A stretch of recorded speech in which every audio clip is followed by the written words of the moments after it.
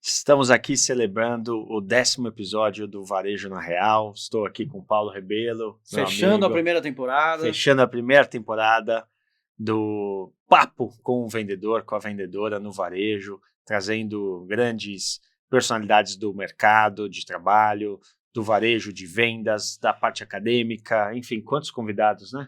10 convidados e hoje a gente fecha com chave de ouro, porque a gente fecha com recursos humanos. Exatamente. Hoje a gente quer falar com você sobre desenvolvimento humano. A gente sempre puxou por esse lado para você perceber as técnicas, a capacidade de realização, de estudar, de determinar-se para aquele objetivo. E hoje a gente vai falar quem está do outro lado lá. Quem recrutou, quem selecionou, quem avaliou, quem treinou. Então, Daniela Perestrello, trabalhamos juntos na Fast Shop, estamos nos revendo depois de mais de 10 anos e é um prazer te receber aqui para fechar com chave de ouro nossa primeira temporada. Obrigada, Cauê, Paulo, pelo convite.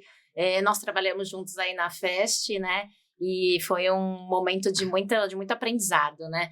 E quando eu estava falando de varejo, né? Então, minha história com varejo, ela começa lá atrás, que foi meu primeiro trabalho, onde eu comecei a atuar no shopping, como vendedora na loja de sapato. Qual loja, Dani? A Z Calzaturi, nem existe mais, né? Era no Shopping Center Norte e naquela época não existiam muitos shoppings a quantidade de shoppings. E Center Norte até hoje imagina naquela época. Naquela época, assim, tinha uma alta rotatividade ali de pessoas, de clientes. Ali fez com que eu aprendesse muito a como ter jogo de cintura, porque eu acho que o varejo traz esse chamado do jogo de cintura, a ter muita resiliência, a ter foco nas metas, nos resultados que a gente precisava e atender entregar. todo tipo de cliente, né? Todo tipo. Bem-humorado, mal-humorado. Imagina a loucura. Mostra o seu pé aí. Né? Põe o sapato. Não ficou legal. Aí você traz 60 pares. Exato. E a pessoa fala, não gostei de nenhum. Você tem que guardar os 60 por isso a resiliência. Faz parte. Por isso a resiliência. E não só isso. Poxa, desse modelo, 37 não ficou bom. Pega o 38. E tinha também, né, naquele momento, eu atendia tanto homens quanto mulheres, porque a loja, ela era unissex, né? E então eu começo ali saboreando a dor e a delícia de atuar no varejo. E aí eu começo a fazer a faculdade de psicologia, porque, na verdade, a escolha da faculdade de psicologia veio, assim, num chamado para entender um pouco mais as pessoas. O ser humano. Exato, porque eu percebia que tinham vários gatilhos ali dos clientes, né? Tinham clientes, assim, que você percebia que não estavam bem e precisavam ir gastar ali, muito oriundo de uma falta, né? De uma falta, né? Então, eu olhava para aquilo, gostava muito, né, de atender ali do varejo, ganhei muito dinheiro, porque o Center Norte naquela época era um shopping que trazia ali um ganho expressivo, então eu ganhava bem. Não queria fazer faculdade, né, na época, porque... E trabalhava 6x1. Trabalhava 6x1, exato. Que é outra polêmica que um dia nós vamos ter que trazer aqui, que é o 6x1 e o 5x2. Né? Exato.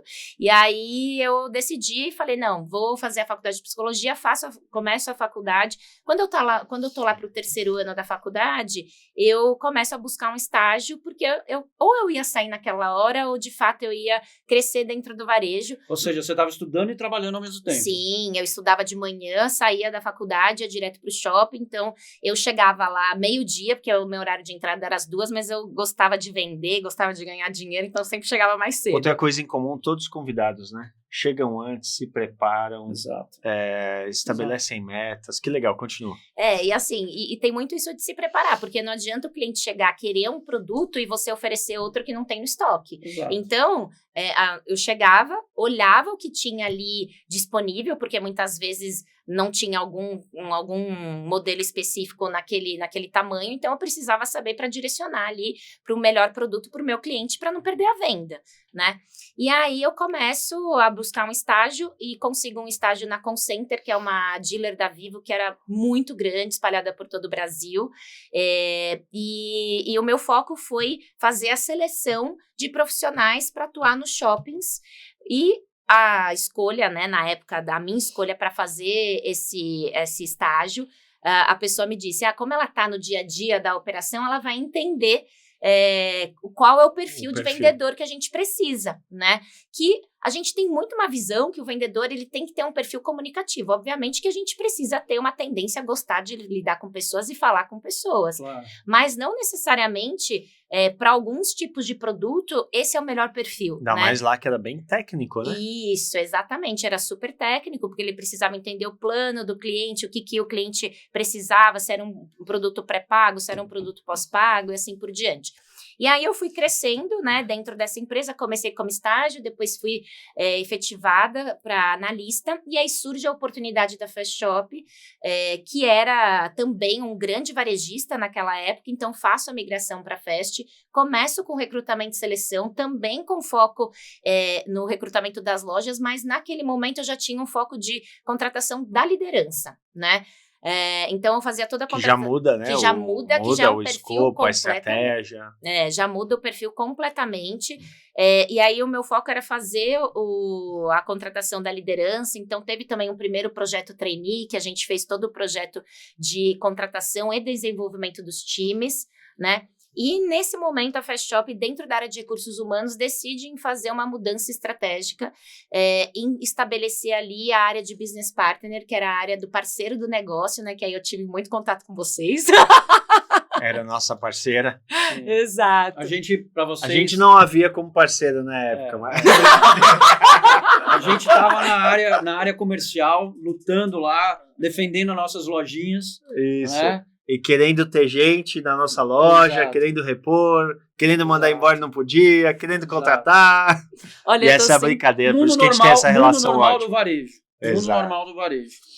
E o alinhamento com o RH, com recursos humanos, quem faz a seleção, é fundamental. Porque a gente tem que trabalhar junto qual é o perfil ideal, né? Qual é aquele perfil que a gente está esperando que ali na loja, no final, no dia a dia de frente, ali no balcão, com o cliente vai entregar o melhor resultado, né?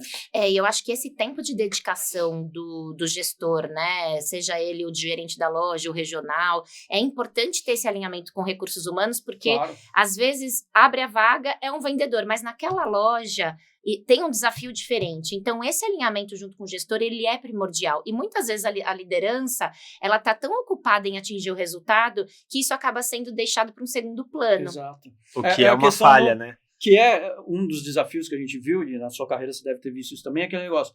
Preciso treinar. Aí o cara da loja fala, o gestor fala, mas eu não posso tirar meu time para treinar, né? E o RH quer treinar, seja sobre um produto, seja sobre a cultura da empresa, e o cara lá da loja está falando, não vou levar meu time para treinar.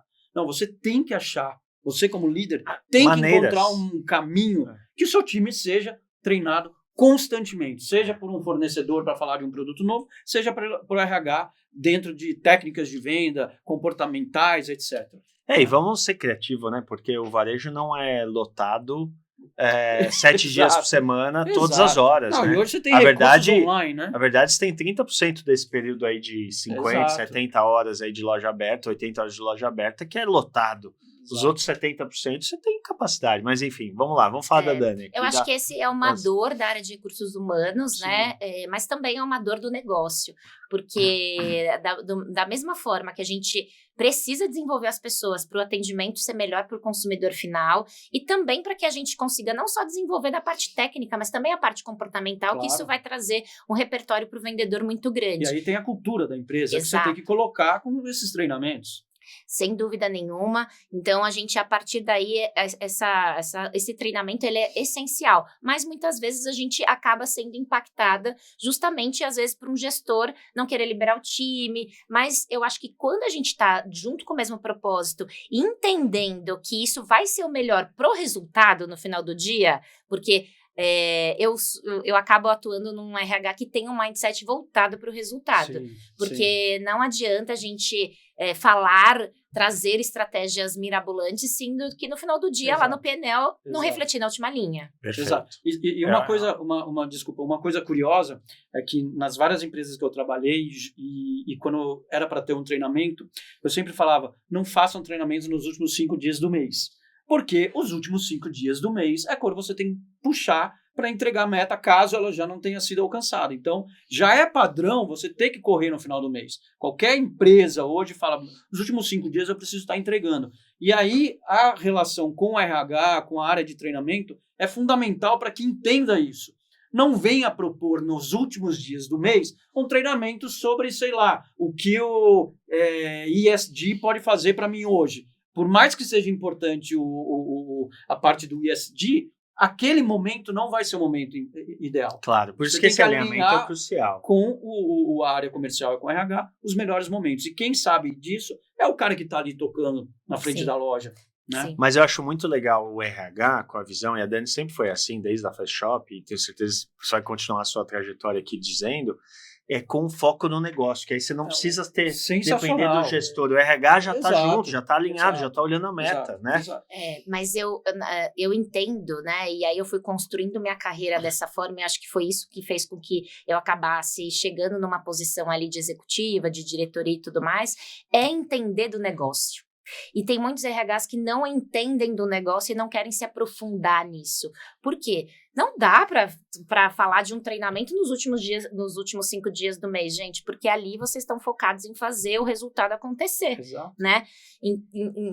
Esse conhecimento do business, seja ele qual for, ele vai ser primordial para que, de fato, o negócio consiga entregar resultado, e no final do dia quem ganha não é, eu treinei, o RH ganhou, não, no final do dia é todo mundo está entregando resultado, né? Ou aquilo que acontece muito, que eu também já escutei muito na minha vida, mas uma outra área questionando, mas o pessoal de vendas está lá focado agora em vender, entregar resultado, e tem uma série de benefícios e não sei o que lá, ganha variável, sei que eu estou puxando para o outro lado, mas se quer ganhar variável e não tem no seu setor, mude para a área de vendas. É onde tem o variável. Né? É onde tem ali que nos últimos 5 dias ele vai estar dedicado a entregar o resultado, porque tem um variável junto à remuneração dele. E quantas vezes eu já escutei, e isso é algo que o líder tem que contornar e trazer esse cenário para dentro da empresa, é não permitir que esse tipo de comentário, né, ou de eu sou contra a área comercial, né, porque eles ganham variável, ganham mais do que eu, e eu que criei o treinamento, eu que montei, fui lá e fiz a apresentação, beleza, mas você fez para a empresa. Exato. Você faz parte de uma empresa, você vai ser reconhecida se estiver fazendo o seu trabalho bem feito, e vai ser remunerada dentro do P&L, que seja outras maneiras de bônus, mas não venha comentar ou questionar por que o vendedor pode ganhar mais no final do mês ali na correria. Não, porque ele ganha mais. O seu trabalho é um, o trabalho dele é outro. Exato. E não tem melhor ou pior trabalho. Exato. Todo mundo está ali fazendo seu papel e sua responsabilidade. Exatamente. Né? E aí eu acho que vai muito da cultura, tanto do CEO quanto dos diretores, entenderem isso e colocar a organização para trabalhar para a área comercial. Exato. Né? Porque hoje a gente vê, às vezes, algumas inversões de papéis, onde, às vezes, o comercial está ali para atender os prazos da área financeira ou da área de recursos humanos. Então, assim, obviamente que a gente também tem prazo. A gente tem prazo para fechar a folha, a gente tem prazo, enfim, que são importantes, né, para mandar as informações para o e-social, mas, no final do dia, se a gente não tiver o resultado na última linha, infelizmente... não tem emprego para ninguém. Exato. A verdade é essa. Né? Simples assim. Eu sempre coloquei, a área comercial é o coração da empresa. Né? Então, se as outras áreas... Óbvio que a gente comete erros, a gente tem essa ansiedade, essa loucura que a gente vai correr. Não é para fazer o resultado a qualquer custo. Vide aí quantos cenários perigosos a gente já escutou nos noticiários de chegar a qualquer custo para o resultado da empresa não vale a pena. Né? Você tem que fazer direito, tem que fazer com ética, tem que fazer com os valores corretos. Mas a área comercial é o coração. As demais áreas precisam ajudar a área comercial. Não é, e de novo, eu sou experiente na área comercial, quantas vezes eu não escutei ao longo da minha vida profissional, não, mas vocês são da área comercial, né? Vocês fazem qualquer coisa de qualquer jeito. Claro que não. Como qualquer coisa de qualquer jeito? Vem sentar com a gente ali, vem acompanhar a gente no campo e ver se a gente vem e faz de qualquer jeito. Claro que não. A gente tem meta, a gente tem metodologia, a gente tem conhecimento, a gente tem treinamento e a gente tem que entregar o resultado para a empresa. Exato. Tá todo mundo com esse foco no final do dia, porque a gente precisa entregar o resultado, né? E então aí eu Fiquei bastante tempo na Fast Shop, fiquei mais ou menos uns 7 anos e meio, né? Então, atuei muito forte nessa área de business partner, que tinha como objetivo entender do negócio e, a partir das ferramentas de recursos humanos, seja recrutamento e seleção, treinamento e desenvolvimento, acompanhamento de ciclos de performance e de desempenho, avaliando o vendedor, colocando ali o feedback para que os líderes dessem ali o feedback para só depois fazer o desligamento, porque a gente tem também um déficit na liderança que muitas vezes as pessoas, o vendedor não performa, eu vou lá e desligo. Mas o líder, o quanto que ele está focado em fazer o desenvolvimento do time dele, né? E a gente percebe isso, que a gente tem uma tendência forte para melhorar. Então, esse foi o processo que a gente implementou tanto na Fast Shop, né, quanto nas outras empresas que eu trabalhei no segmento automotivo. E você prova em números, né, Dani? Que dá certo, né? Prova em números que não dá certo. O vendedor, às vezes, não está performando por uma questão pessoal e o gestor não sentou com ele para entender o porquê que ele não está performando, né? E muitas vezes a gente percebe que uma simples conversa que é uma conversa de alinhamento semanal vai fazer a diferença para o resultado do líder e para o resultado desse vendedor. E o que acontece? As pessoas estão lá mergulhadas, né, em todas as atividades do dia a dia que precisam serem feitas ali, o líder. Então, precisa ter uma área que olhe e fale, não, ok, eu entendi que esse vendedor não está entregando resultado, mas qual é o trabalho que está sendo feito? Exato. Qual é o feedback que você está passando para esse colaborador? Porque muitas vezes não é uma questão técnica, porque o técnico não vou dizer que é fácil, mas a gente tem mais recurso para fazer o movimento. Técnico você ensina, né? Agora, o comportamental que ali está o desafio. E hoje eu diria que 80% dos casos são comportamentais, né? E desses 80%, imagino que metade são contornáveis. Exato. Com uma boa gestão, boa comunicação, uma boa tratativa. Um feedback que não seja só nas horas trimestrais ou bimestrais. Exatamente. Feedback é recorrente. Exato. Né? Tem que estar no dia a dia, você tem que poder falar de uma maneira transparente, clara. Comunicação clara, né? Exato, com o seu subordinado, ou mesmo com o seu líder, o que está acontecendo. Né? Não pode ser a demissão de um funcionário, de um colaborador, ou a nunca promoção. Pode ser uma surpresa. Ou a promoção. Nunca pode ser uma surpresa. Não pode ser uma surpresa. Nem profissional, nem pro time. Você vai ter que ligar amanhã, mas o que eu fiz? Você não falou nada pra mim. A melhor coisa numa demissão, numa promoção, é quando, eu vou dar o exemplo agora da promoção, é quando o time inteiro sabe que é aquela pessoa que vai ser promovida quando abrir aquela vaga. Exato. Ele deu todos os sinais e o líder também deu todos os sinais. Todo mundo sabe que aquela pessoa estava caminhando para essa promoção. Exato. Ou seja, como estava caminhando para a demissão. E isso é legal de dizer, porque na Fast Shop em si, eu atuava como business partner e depois eu fui promovida para gerente de business partner.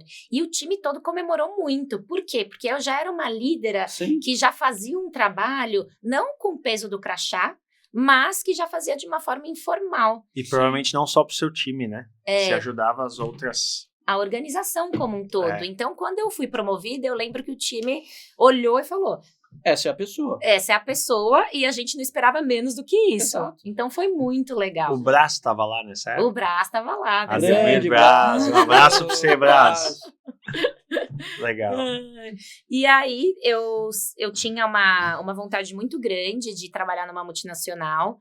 Eu já vinha me preparando com a questão do idioma e eu tive a oportunidade de fazer uma migração e ir para o segmento automotivo, que é o segmento que eu tô até hoje, há 10 anos, passa muito rápido. Passa rápido. E aí eu fui trabalhar numa multinacional americana e fiquei lá também bastante tempo, 7 anos e meio. Então, essa empresa, nós tínhamos concessionárias espalhadas por todo o Brasil de algumas marcas, né? BMW, Jaguar Land Rover, Toyota, Honda. E aí eu entro com o desafio de implementar a área de business partner. Por quê? Porque foi uma empresa que foi comprada, que comprou uma empresa brasileira, perdão, e aí não tinha absolutamente nada. Quando eu cheguei, minha vontade era pegar minha bolsa e ir embora, que eu olhei e falei, meu Deus do céu. Tem muito trabalho aqui. Como essa empresa chegou até aqui, né? E aí eu peguei, eu falei, nossa, tem muita coisa para ser feita. E aí eu implementei todo o processo de business partner, fiquei muito próxima dos diretores na época, comercial, os diretores regionais.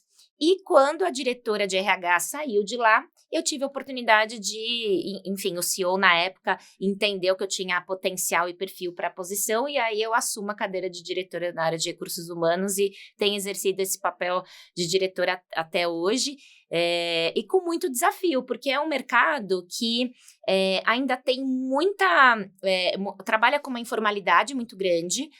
Então, essa questão da gente colocar processo, instituir rituais de gestão, ainda é algo desafiador. Desafiador, mas assim, ao longo desses anos, eu tive ótimas experiências no segmento, porque eu acho que a questão não é que as pessoas não querem fazer, mas é ter alguém de fora que olhe para todo esse...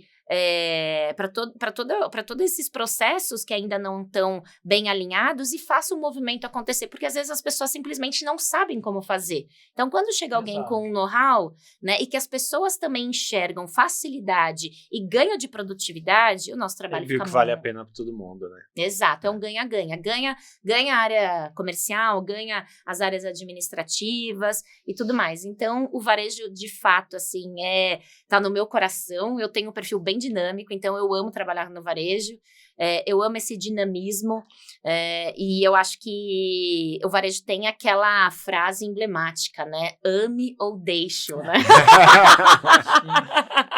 Não é para qualquer um. Né? Não é para qualquer um. Na minha visão, o varejo, ele é um ambiente que ele é um ambiente que gera muita intensidade. Sim. Talvez essa seja uma boa palavra. Porque essa diversidade de clientes que você tem que atuar, essa pressão, as metas, a cobrança, não é qualquer pessoa que tem o perfil para atuar nesse mercado. Não, e a quantidade de nãos que você recebe no seu dia a dia, né? Em qualquer função, no varejo que você esteja... maior do que a de sim. É maior do que de sim. E se você não tem a resiliência, não tem a capacidade e a inteligência emocional para aceitar isso e falar, vamos lá, vira a página, acabou. A meta que você bateu no dia, amanhã, quando terminar a meta desse mês, no dia 1º de outubro, zerou.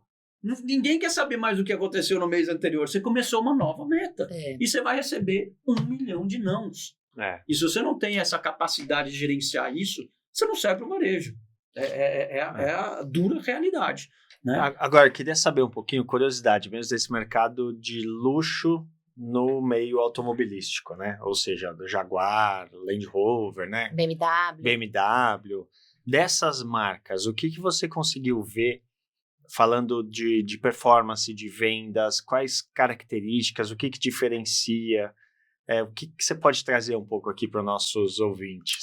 Eu acho que o que diferencia um bom vendedor é o conhecimento do produto, porque hoje o cliente ele chega sabendo muitas vezes muito mais do que o vendedor. Então, ter esse conhecimento de produto, ele é, na verdade, o marco zero, o step zero. Ou seja, já deu para entender que isso é em qualquer indústria, qualquer negócio. O conhecimento do produto é essencial. Essencial. Uma outra coisa que a gente percebe que esses vendedores que mais performam nessas marcas de luxo é a capacidade de relacionamento forte que essas pessoas têm, né? E se conectar, assim, saber qual que é o time do cliente, conhecer profundamente esse cliente. Por quê? Porque ele acaba virando um cliente para toda a vida. Exato. O lifetime value desse cara, o LTV desse cara é gigantesco. É gigantesco. E aí tem o carro que ele compra, depois ele vai comprar para a esposa, ou ele vai comprar para o filho e tudo mais. Vai recomendar para o amigo. Então eu percebo... E sempre recomendo o vendedor. Sempre. Exato. Sempre. E eu tenho, assim, histórias de, por exemplo, o diretor de vendas que é um deles que eu trabalhei, ele conheceu um dono aí de uma empresa que é gigantesca no Brasil, através de uma venda que ele fez, eles viraram amigos e ele se tornou até padrinho de casamento dele, né? Então, é essa conexão que você gera com a pessoa e, na verdade, é a forma como você vai se relacionar. Obviamente que esse profissional vai ter que ter foco em resultado. Isso vale para qualquer vendedor do varejo. Exato. Se a pessoa não tiver foco em resultado, esquece. Não é o lugar dela. Mas eu entendo que também a criatividade, a resiliência, ela é importante. E a gente tem, assim, vendedores que ganham muito dinheiro nesse mercado, porque já estão muito estabelecidos com as marcas. Então, é difícil um vendedor que está há 10 anos vendendo uma BMW querer mudar de setor e ir para uma Land Rover, porque já tem a carteira dele formada. Além da carteira, já explorou todo o conhecimento da marca, a visão da marca, porque BMW é diferente de uma Mercedes, os comparativos já conhecem toda essa estrutura. E ele vira um fã da marca. Vira um fã da marca, principalmente quando a gente fala muito parecido com Apple, né? Assim, total. BMW, Mercedes. BMW talvez até mais forte, assim, imagino, de brand lover, assim, né? Muito. E aí é aquela... A pessoa que anda com um carro desse, ela não tá mais preocupada com o valor do produto, né?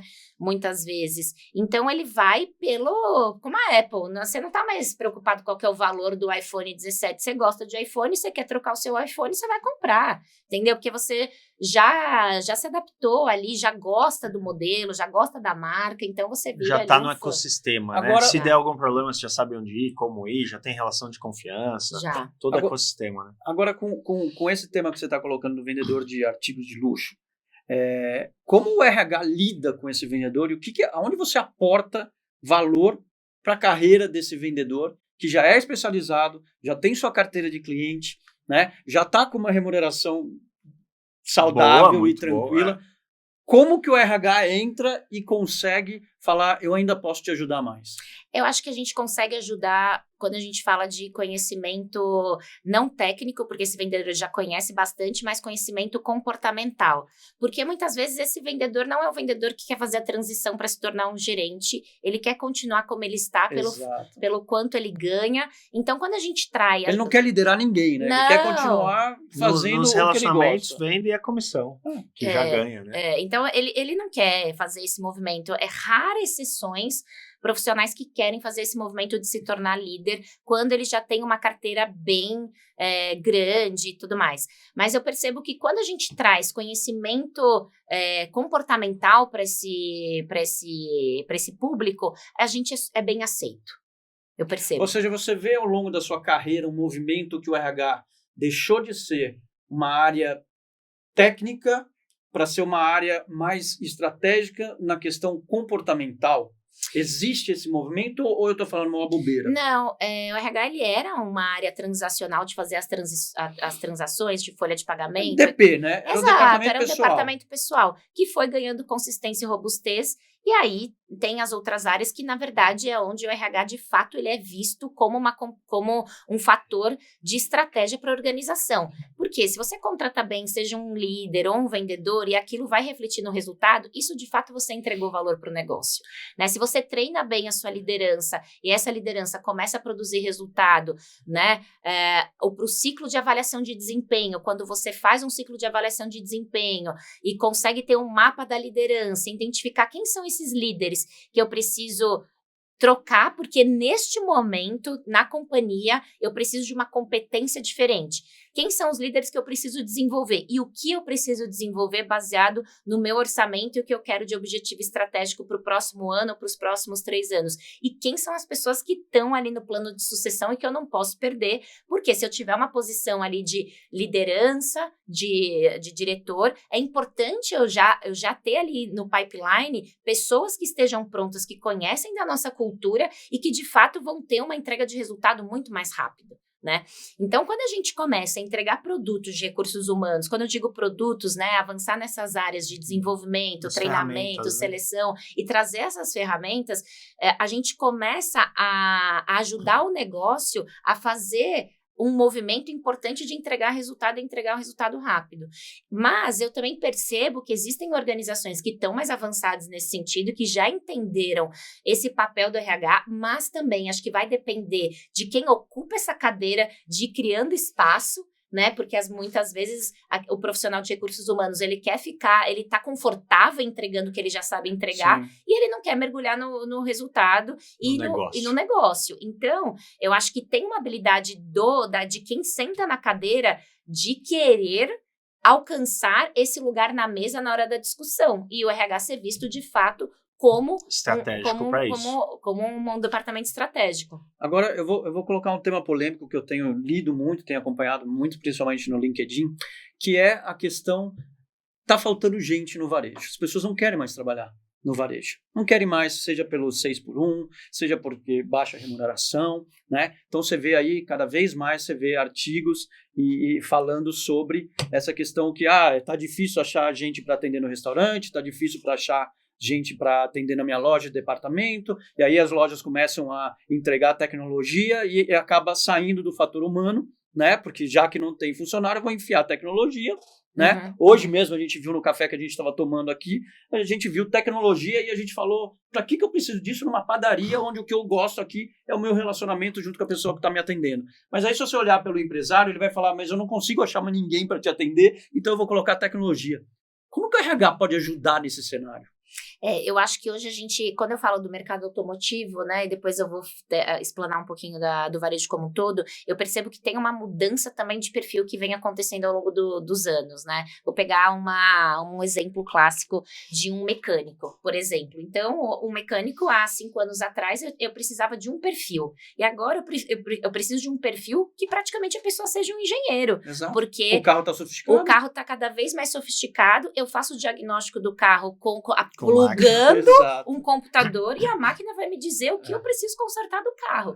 Então, esse perfil de fato... Então, mas esse perfil faz com que o mecânico tenha maior qualificação como um engenheiro ou maior qualificação como executor, porque é a máquina de estudo de um diagnóstico. Como que é esse equilíbrio aí? A pessoa precisa ter o conhecimento, porque senão, por mais que a máquina diga o que ela precisa fazer, ela precisa ter esse conhecimento. Então, para marcas mais sofisticadas, é praticamente um engenheiro que a gente tem que contratar. E aí eu tenho uma dificuldade, mas obviamente que também a gente tem as escolas técnicas que acabam ajudando bastante a gente, e esses são o celeiro desses profissionais. Porque senão, eu não consigo colocar... uma pessoa de um carro que não tem esse nível de sofisticação para mexer, porque um carro elétrico, se a pessoa não souber mexer, ela pode até chegar a óbito, né? De mexer em alguma coisa que não seja adequada. Então, acho que o perfil, ele vem mudando, né? Eu percebo que a gente tem eu não vou dizer uma dificuldade, eu acho que as pessoas, elas estão olhando outras coisas além do trabalho. Então, e antes a gente não tinha esse olhar, né? Acho que depois da pandemia o que eu percebo é que mudou bastante, né? Esse movimento do mercado. Mas, igual o tema da saúde mental, né? Não, que de repente tudo não, mas é que tudo eu acho que hoje está focado ali na saúde mental, onde as pessoas acabaram vendo o valor em outras áreas da vida, não só do trabalho, e aí muitas vezes a pessoa não quer trabalhar a quantidade de horas que antes as pessoas trabalhavam. Principalmente a geração nova, a geração Z, né? E tem um agravante pequenininho que vem no meio, que é a inteligência artificial também mudando a forma de se fazer negócio. Seja no varejo, principalmente longe de grandes centros, onde você vê que está acabando, entre aspas, né? São décadas aí para acabar ou minimizar esse varejo que a gente não acha mão de obra, fora dos grandes centros.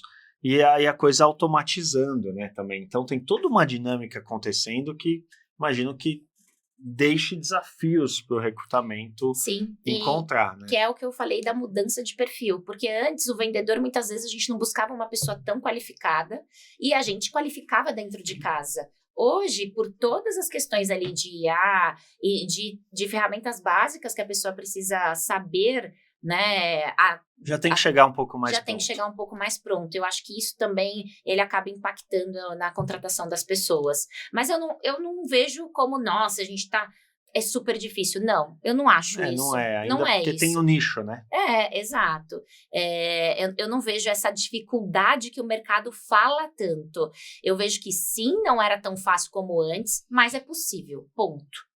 Faz sentido, faz total sentido. E tem muito atendimento, só pegar um ganchinho na IA aqui, a gente está indo para o final, mas tem muito atendimento, por WhatsApp, imagino que a maioria dos relacionamentos, né? Sim.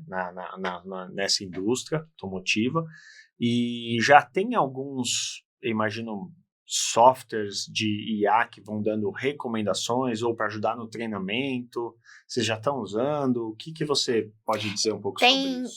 Tem softwares que no momento que o cliente ele vai em busca ali de fazer o agendamento da revisão do veículo, é praticamente feita por IA e depois só entra ali se de repente a IA não conseguir fazer o agendamento para o cliente, né? Então entra na central. Isso fez com que a gente diminuísse ali o número de pessoas na central de relacionamento. Isso era um projeto nem isso da Grupo One já acontecia isso.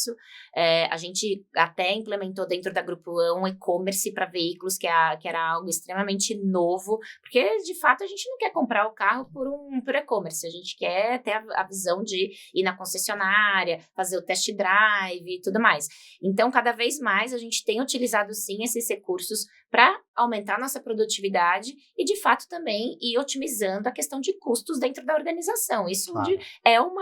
Isso não vai ter volta mais, né? Não tem. Não O tem que pode ser volta. automatizado vai ser, e aí o relacionamento humano não será.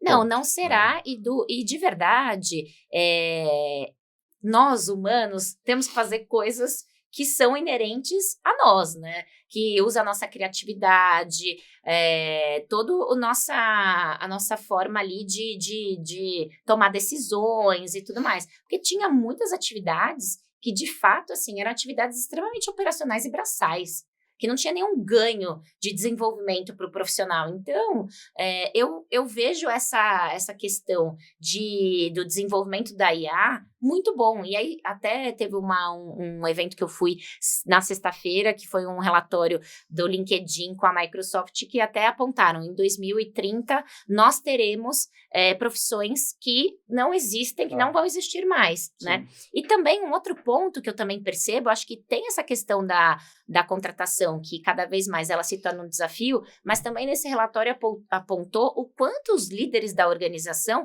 a taxa de engajamento deles está baixa.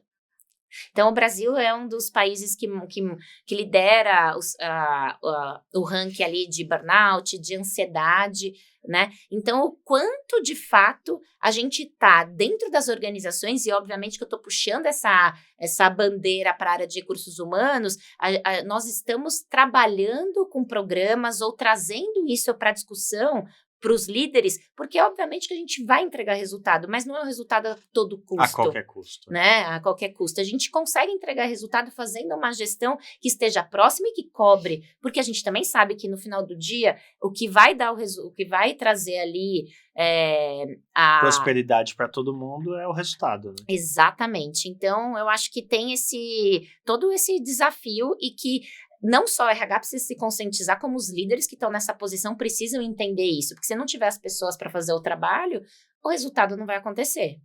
Agora, o RH, ele tem que ser estratégico, na minha visão. Porque o RH que tem o rótulo, que é simplesmente o que faz a folha, seleciona, coloca lá na sua loja, ou coloca lá na sua concessionária, em cima do que você está comentando, você acha hoje que os RHs das grandes empresas ou das médias empresas tá caminhando para isso, ou ainda se fala muito que o RH pode ser estratégico, mas a gente não está entregando isso, você não vê isso acontecer? Eu percebo que empresas pequenas, empresas médias, têm um movimento de tornar-se estratégico dentro da área de recursos humanos, mas não necessariamente o RH está sendo estratégico, né? Agora, empresas grandes, a questão do budget, de recursos, ferramentas, enfim, já tem já tem uma outra configuração. Então, acho que, no geral, obviamente que aqui eu não estou generalizando, porque pode ter alguma empresa grande que o RH não seja estratégico, mas o que eu percebo da minha experiência, que em empresas maiores a gente tem um RH mais bem posicionado, né? E em empresas menores, médias e pequenas empresas, o RH ainda ocupa uma cadeira ali de operacional. Sim. E que precisa mudar. Porque quem que vai sentar lá e confrontar com o CEO? Exato. E falar coisas que são duras de serem ouvidas. O diretor de vendas não vai, muitas vezes. Não que não seja o papel dele, é o papel dele. E mas o RH tem essa porta aberta, né? Tem essa porta aberta. E, assim, durante a minha trajetória profissional, eu acho que o que deu mais abertura para a área de recursos humanos era esse trabalho em conjunto muito próximo com o CEO. muito próximo. Então, acho que é isso que traz ali o RH para dentro da sala, para discutir de igual para igual com as outras áreas. E se o CEO da organização, estou falando CEO porque, obviamente, eu sempre me reportei para CEOs, ele não tem esse olhar, não vai acontecer. Não vai acontecer.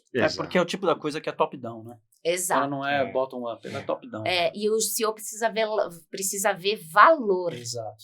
Se o CEO não ver valor nas iniciativas da área de recursos humanos, em tudo que o RH pode trazer de benefício... Aí ele vai para o seu ponto gelo. de... Aí fica enxugando Aí gelo. não é estratégico. Daí não é estratégico. Se o CEO não vê valor, não é estratégico. Não é estratégico. Porque precisa ter o peso da cultura. Porque é uma cultura de alta performance através do RH, né? Exatamente. E com o RH. Né? Exato. Legal. Dani, você ficou 5 anos vendendo sapato para um monte de gente no Shopping Center Norte. Sim. Um highlight aqui, vendia muito bem, estava bem financeiramente para a sua idade, para o seu momento de vida, e percebeu que precisava dar sair, porque senão você ia estar ganhando bem, ia ficar confortável lá, e talvez teria uma carreira incrível também, mas você falou, opa, peraí, já estou estudando, deixa eu fazer um estágio na minha área, Sim. E aí entra por RH e cresce no varejo mesmo assim, né, e de maneira brilhante, atingindo a diretoria, né, C-level, com o CEO das empresas. Você também comentou que o inglês foi algo que você se dedicou e hoje você está também atuando diretora numa empresa americana, né, então... Atuei numa empresa americana, Atuou agora numa não. empresa americana, também multinacional americana, Sim. Então o inglês também fez diferença, esses estudos. Então, que dica com tudo isso? Eu fiz um highlight aqui, mas que dica que você pode dar para o vendedor, para a vendedora do varejo? Eu percebo que muitas vezes o vendedor, por ele ter uma boa remuneração, ele deixa de se especializar, né? Então, assim, a faculdade, ele é básico, gente, precisa ter uma formação, ponto. Isso daqui é básico. Né? Uma pós-graduação é importante? É importante. Eu mesma fiz faculdade, eu tenho 2 pós-graduações, uma em gestão de pessoas, outra em gestão de negócios, uma pelo Mackenzie, outra pelo Inspira. Aí tive a oportunidade de fazer um curso em Harvard de liderança estratégica. E o que me abriu portas, de fato, foi o conhecimento que eu investi na minha carreira acadêmica também, né? Que para mim eu vi muito valor.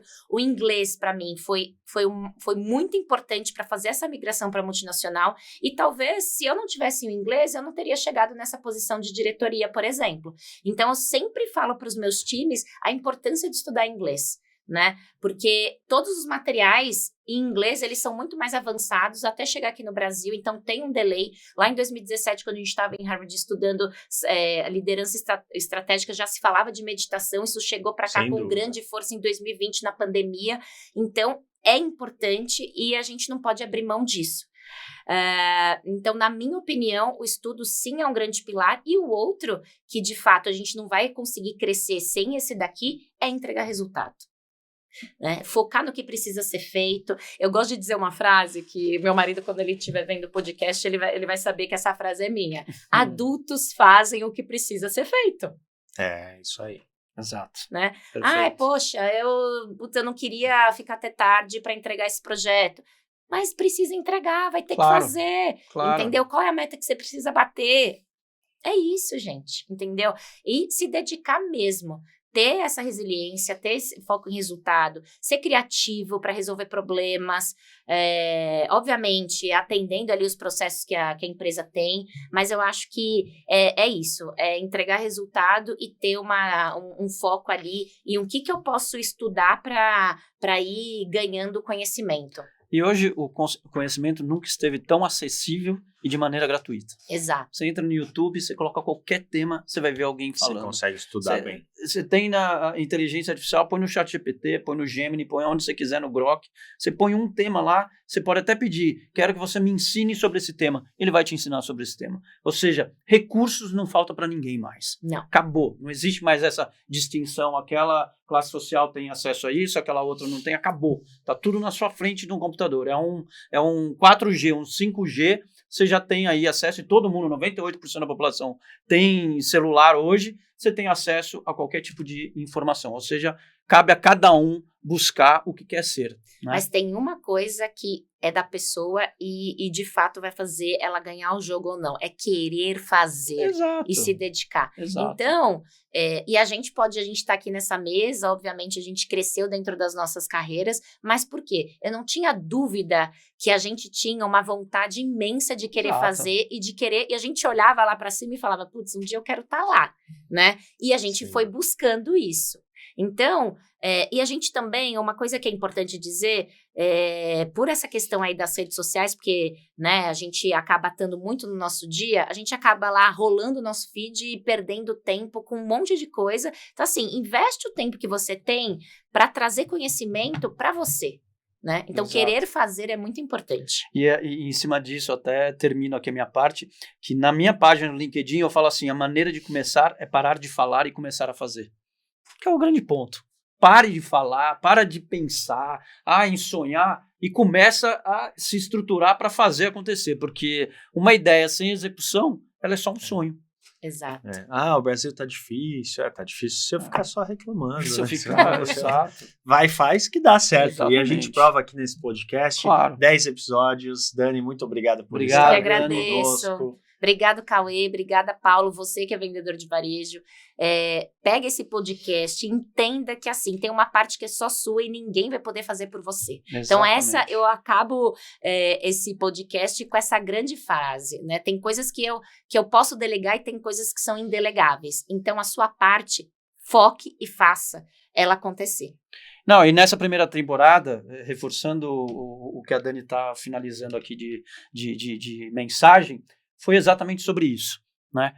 Você tem acesso a todos os recursos. Você tem os recursos. Se você quiser fazer, você faz. Se você não quiser fazer, você não adianta ficar culpando o mundo. Mas eu assisti só 2 minutos, só os shorts do podcast. Não, assiste Assiste o inteiro. podcast inteiro. Você sabe onde estudar. É. Você tem horas e horas de conteúdo aqui, são 10 episódios. Muito rico, com É verdade. pessoas que fizeram Que fizeram acontecer. São acontecer. histórias reais. Exatamente. É uma brincadeira boa, mas é verdade, porque é aí que começa, né? Exato. Só quer ver shorts, só quer ver Exato. conteúdo pequeno, não vai conseguir. Vai ser reter. pequeno. O real vai ser pequeno. Exatamente. Quer ser grande, pensar pequeno, Assiste Dá o o podcast mesmo inteiro. dá Trabalho. o mesmo trabalho. Exato. Assiste podcast. Inteiro. Um abraço, gente. Tchau, Até mais. gente. Até a segunda mais. temporada. Até mais.